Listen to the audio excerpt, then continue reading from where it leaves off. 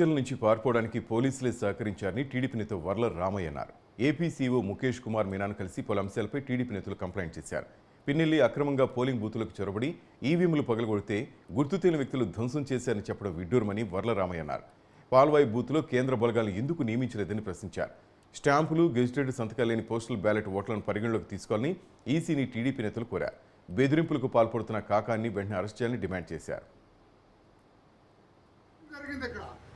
ఏదో జరిగింది ఇక్కడ కుట్రలో ఇక్కడ బయటపడిపోయింది. అందుకే మేము మరలా డిమాండ్ చేశాం, పిన్నెల్లి రామకృష్ణారెడ్డిని వెంటనే అరెస్ట్ చేయండి. అతను తప్పించుకుపోవటానికి, అతను పారిపోవటానికి, అతను మాచల నుంచి లేచిపోవటానికి కారణం పోలీసు అధికారులు. పోలీసులు అతను పంపించారు. ఎలా పంపిస్తారండి? బాక్స్ పగిలిందని తెలిసిన తర్వాత, బాక్స్ పగలగొట్టాడని తెలిసిన తర్వాత అతన్ని ఎలా పోలీసులు పంపిస్తారు?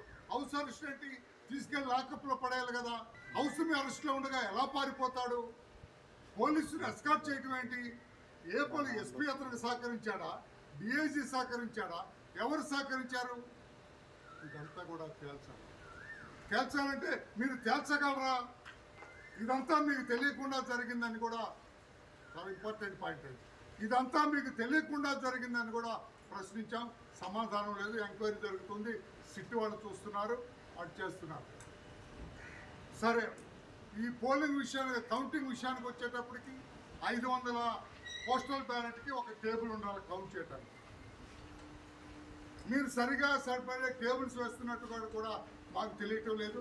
అది కూడా చూడండి అని ఎలక్షన్ కమిషన్ని కోరుతుంటారు.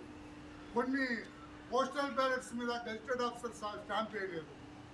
కొన్నింటి మీద వెనక కాశ్మీర్ సిగ్నేచర్ వేయాలా, అది చేయలేదు. వాటన్నిటిని కూడా ఎలవ్ చేయండి, తర్వాత అవతల డిస్క్వాలిఫై చేయమని అవకాశం ఉందంటే